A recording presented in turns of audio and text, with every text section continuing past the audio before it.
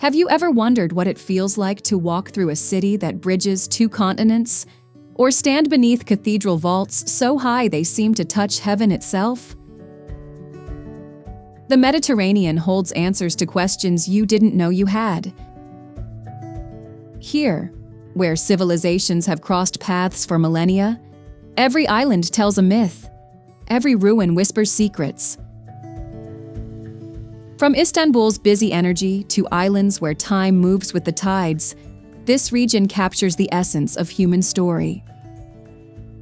I'll reveal how cultures have danced together across these waters, creating something entirely unique. Istanbul is the only city in the world that sits on two continents, with the Bosphorus Bridge literally connecting Europe and Asia in a single span. Speaking of bridges between worlds, Gibraltar's famous Barbary macaques are the only wild monkey population in Europe, and legend says Britain will lose the rock if they ever disappear. But it's not just the wildlife that defies expectations. Santorini's iconic blue-domed churches aren't traditionally Greek at all, with that postcard-perfect blue and white color scheme actually mandated by the military junta in the 1960s. The architecture gets even more mind-bending from there. Malta's entire country is smaller than most major cities, yet somehow manages to cram 3 UNESCO World Heritage Sites into just 122 square miles. And in Granada's Alhambra, over 10,000 individual decorative elements cover the walls and ceilings, with no two being exactly alike. Rome takes a different approach to abundance. It has more fountains than any other city in the world, with over 2,000 still functioning from ancient aqueducts. Now let's explore the most incredible places this legendary region has to offer. Did you know there's a city where you can eat breakfast in Europe and have lunch in Asia without ever boarding a plane? Istanbul sprawls across 2 continents, split by the Bosphorus Strait, and that divide shapes everything about this place. You feel it in the energy, ancient and modern pulling against each other like currents in the water below. Wander into the Grand Bazaar, and the warm scent of cumin, saffron, and dried sumac wraps around you before you even see the stalls. Then, step inside the Hagia Sophia, a structure so ambitious it held the title of world's largest cathedral for nearly 1,000 years after its completion in 537 AD. Think that's impressive? The same building has served as cathedral, mosque, and museum across 15 centuries. At sunset, climb the Galata Tower. The minarets glow copper, ferries trace white lines across dark water, and 2 continents exhale into evening light. The tallest tower in Seville started its life calling Muslims to prayer. La Giralda rose as a mosque's minaret in the 12th century, and when Christians conquered the city, they couldn't bring themselves to tear it down. Instead, they wrapped a cathedral around it, the largest Gothic cathedral on Earth, stretching 126 meters long. You walk through streets lined with bitter orange trees, their scent so thick it clings to your clothes. Every corner reveals another layer: Moorish tilework bleeding into Baroque facades, Roman columns propping up tapas bars. This was once the gateway to the New World, where galleons returned heavy with American gold, and that wealth soaked into every plaza and palace. But trust me, the real treasure is simpler. At golden hour, climb the Giralda's ramps. Yes, ramps, built so a horse could ascend, and watch Seville burn amber below. Did you know Malta has over 300 churches, roughly 1 for every 1,000 people living on these tiny islands? You could visit a different church almost every day for a year and still not see them all. But here's what really stops you in your tracks. Beneath those Baroque domes lie structures that dwarf them in age. The megalithic temples predate the Egyptian pyramids by 1,000 years, rising from the earth around 3600 BC. Some of the oldest freestanding buildings humanity ever raised. You walk among those weathered limestone slabs, run your fingers across stone older than recorded history, and the Mediterranean blazes impossibly blue just beyond the cliffs. This is the smallest country in the EU, yet it earned a George Cross during World War II for sheer collective bravery. At dusk, golden light catches the honey-colored walls of every village, and painted Luzu boats rock gently in Marsaxlok Harbor, their watchful eyes facing the open sea. The world's first democracy was born here, and most people couldn't vote. In 508 BC, Athens handed power to its citizens, but only free men qualified. Women, slaves, foreigners? Excluded. That means roughly 10% of the population shaped the system we now consider universal. The irony clings to this city like the scent of grilled souvlaki drifting through its narrow lanes. You climb toward the Acropolis, and the Parthenon rises above you, pale marble against deep blue sky, once home to a towering statue of Athena draped in gold and ivory. But turn around. Below, the Siri district sprawls with wild murals and neon-bright graffiti layered over crumbling walls. Over 2,500 years of reinvention, all visible in a single glance. As the sun drops behind Mount Lycabettus, warm light floods the ancient columns, and the whole city glows amber, defiant, restless, eternal. Did you know Barcelona had no beach 35 years ago? None. The entire waterfront was an industrial wasteland. Cranes, warehouses, rail yards choking the coastline. Then, the 1992 Olympics arrived, and the city did something radical. They demolished the old port, hauled in sand, and sculpted 4.5 kilometers of shoreline from scratch. An entire beach, engineered from rubble and ambition. Today you walk along that golden stretch, and the salty Mediterranean breeze tangles with the scent of fresh churros frying at a corner vendor. Behind you, Gaudi's Sagrada Familia rises like a forest turned to stone, its spires still reaching upward after more than a century of construction. Wander into the Gothic quarter, and the streets narrow to shoulder width, medieval walls pressing close.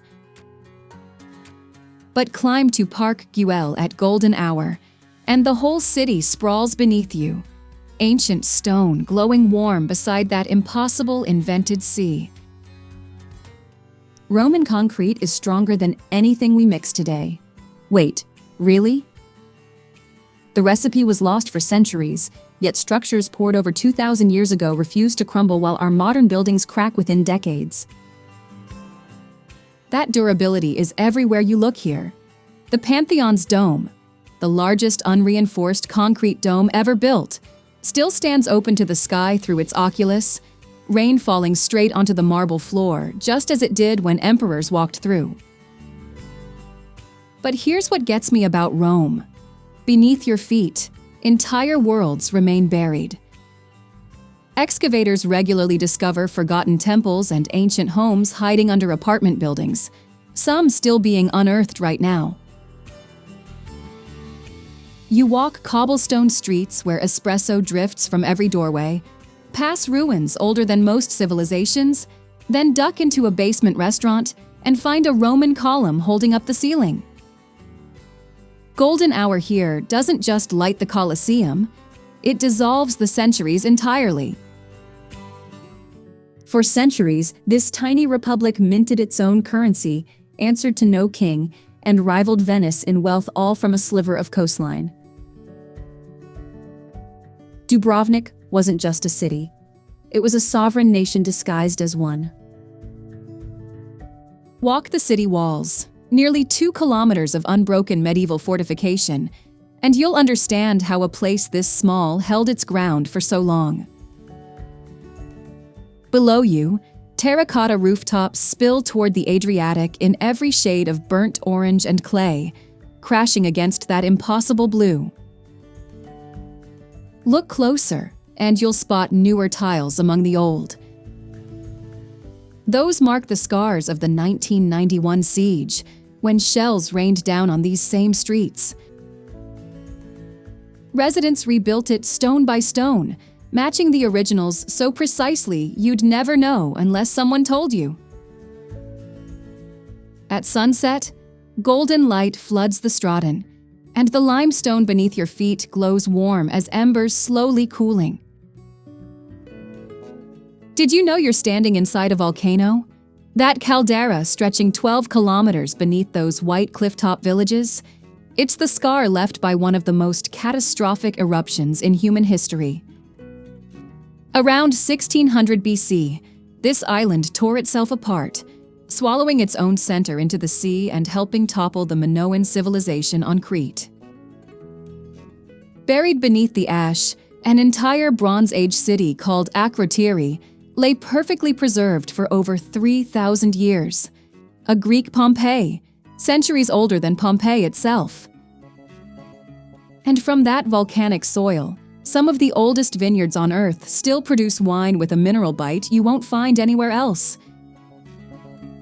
You sip it on a terrace in Oia as the sun drops, and the caldera water shifts from cobalt to molten copper beneath your feet. 5 villages cling to cliffs so steep, cars simply can't reach them.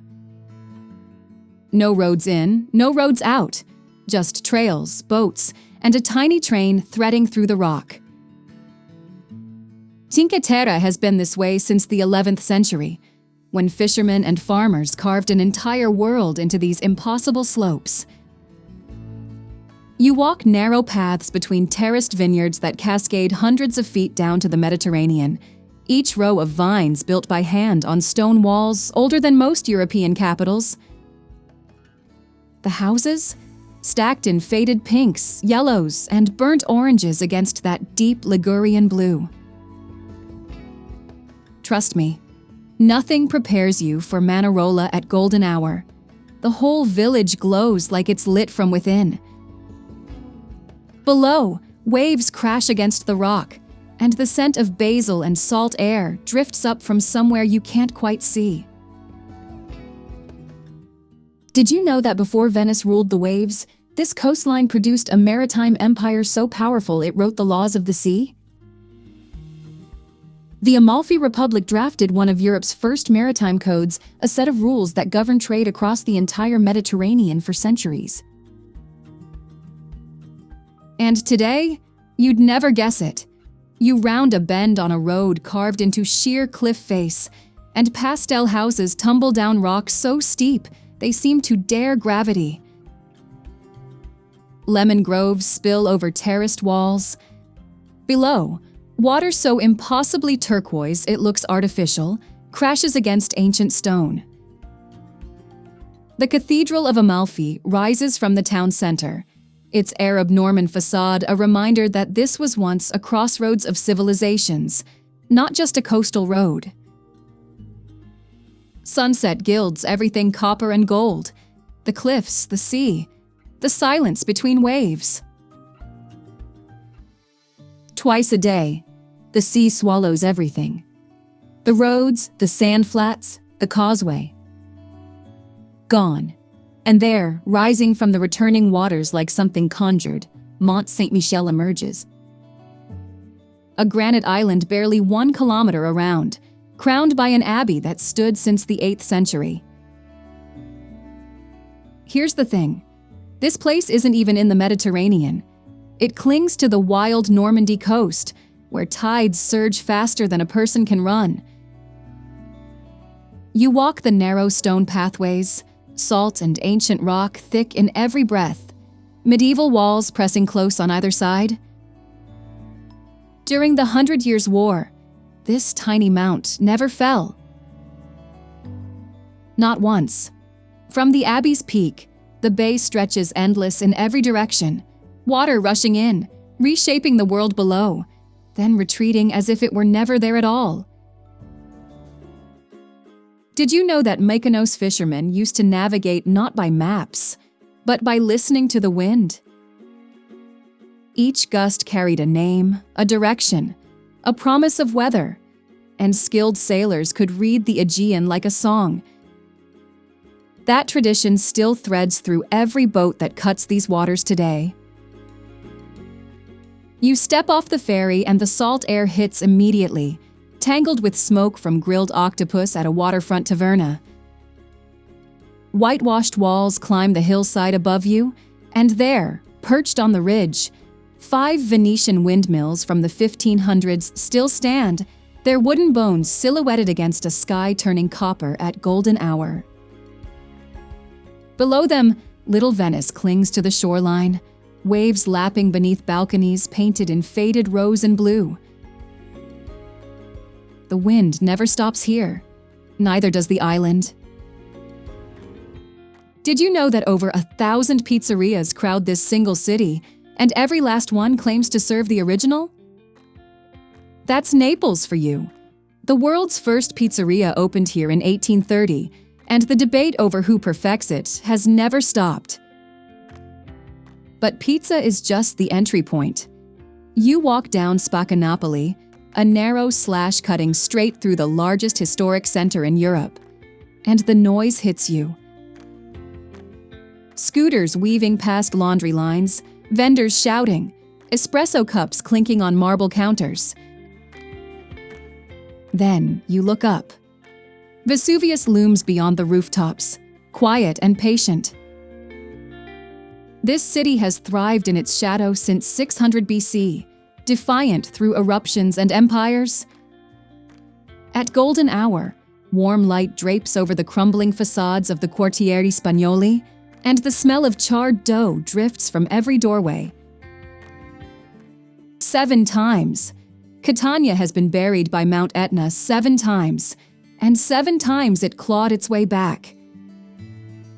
The entire city sits on layers of its own ruins, lava rock repurposed into Baroque churches and palace walls that glow almost black at sunset.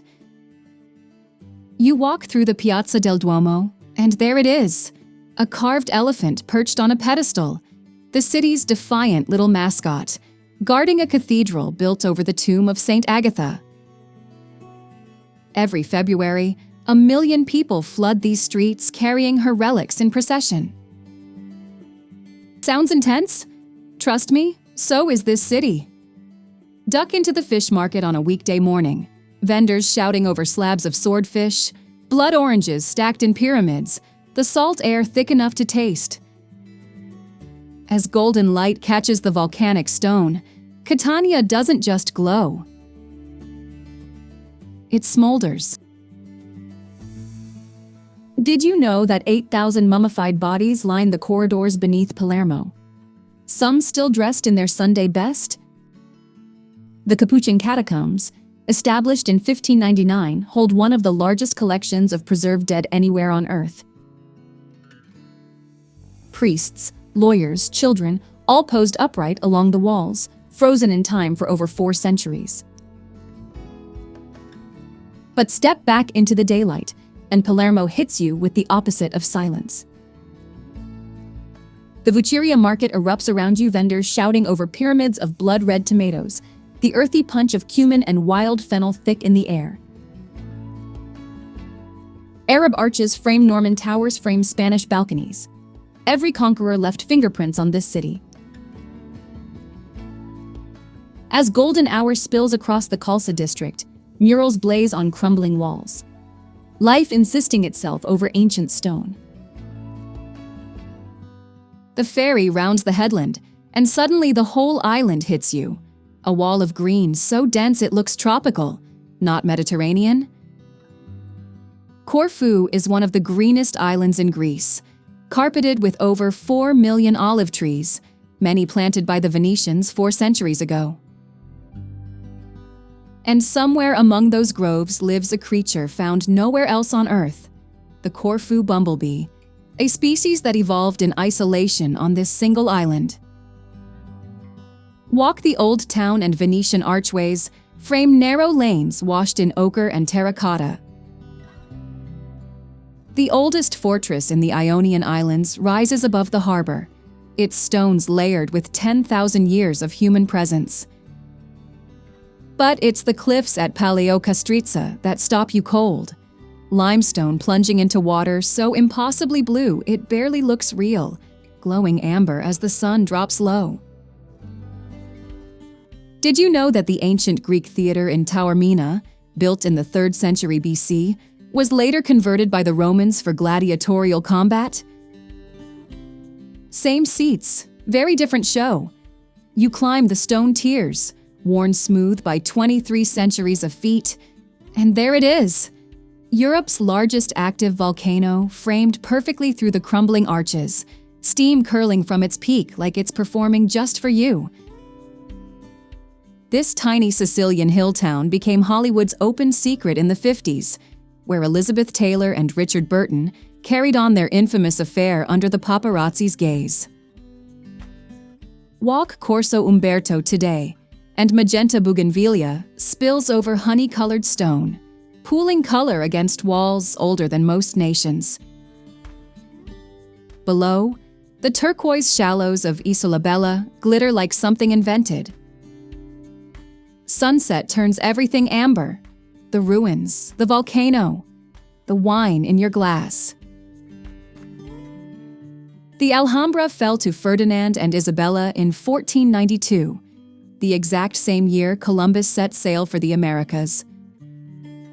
One empire ending, another beginning, on the same calendar page.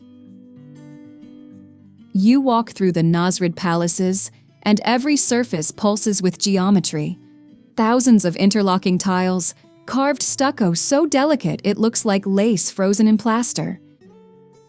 This was the last Muslim stronghold in all of Spain, and its builders knew it.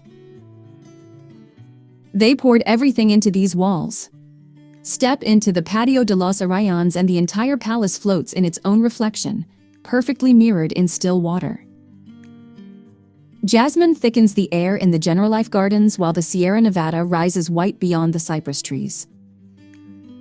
142,000 square meters of a civilization's final, defiant masterpiece. Still standing, still whispering. Have you ever heard of a military superstition so powerful that Winston Churchill himself enforced it? Gibraltar's Barbary macaques, the only wild monkeys in all of Europe, carry a legend. If they ever leave the rock, British rule falls with them. Churchill actually ordered their population replenished during World War II. And here they are, still roaming the limestone cliffs, snatching sunglasses right off tourists' faces. You stand at the summit, and the Mediterranean stretches endlessly, vivid blue crashing against stark white rock. And there, just 14 kilometers across the strait, Africa shimmers on the horizon. The entire village of Portofino has fewer than 400 residents. That's it. Fewer people than a single apartment building in most cities, yet this tiny harbor commands some of the highest property prices on Earth. You round the headland by boat, and suddenly, pastel walls in coral, ochre, and sage green rise straight from the waterline, their reflections shimmering across a harbor packed with yachts worth more than some countries' budgets. 1,000 years ago, Roman sailors anchored in this same cove. By the 1950s, Elizabeth Taylor and Richard Burton were sipping cocktails where fishermen once mended nets. The transformation still feels surreal. Wander the piazzetta at sunset, and the air carries warm basil and lemon from kitchen windows just overhead. The golden light deepens. Every wall glows. 400 people, and they're keeping all of this to themselves. Imagine a city built not on the ground but beneath it, 8 stories deep, sheltering 20,000 people in total darkness. That's Derinkuyu, carved into Cappadocia's soft volcanic rock by early Christians fleeing persecution. But step above ground, and the landscape shifts to something almost alien. Fairy chimneys jut skyward like stone pillars from a forgotten world, some towering 130 feet high, sculpted by 60 million years of wind and ash. You press your hand against the tough rock, and it gives slightly porous, almost sponge-like. Yet entire civilizations hollowed their homes inside it. Then dawn breaks. Hundreds of hot air balloons rise silently over Gurame, drifting between the spires, painting the pink sky with color. The ground feels ancient, the air impossibly still. Did you know that ancient Ephesus once held a temple 4 times larger than the Parthenon? The Temple of Artemis, 115 meters long, 55 wide, stood as one of the 7 wonders of the ancient world. Today, a single lonely column marks where it rose. But walk down the marble streets, and Ephesus still overwhelms you.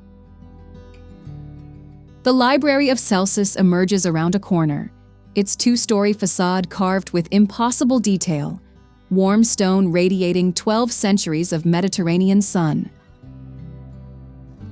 Beyond it, an amphitheater sprawls up the hillside, 25,000 seats, where the Apostle Paul once preached to crowds who nearly rioted. You run your hand along the grooved chariot tracks in the road, and the scent of sun-baked limestone fills every breath. History here isn't behind glass, it's under your feet. A Roman emperor built himself a retirement palace in 305 AD, and 1700 years later, people still live inside it. Split's Diocletian's palace isn't roped off behind velvet barriers. 30,000 square meters of ancient Roman walls now hold apartments, wine bars, and laundry lines strung between columns older than most nations. You walk through a basement hall where emperors once stored grain, then emerge into the peristyle, a sunlit courtyard where someone is sipping espresso 3 feet from a sphinx shipped over from Egypt. The largest inhabited Roman ruin on Earth doesn't feel like a museum.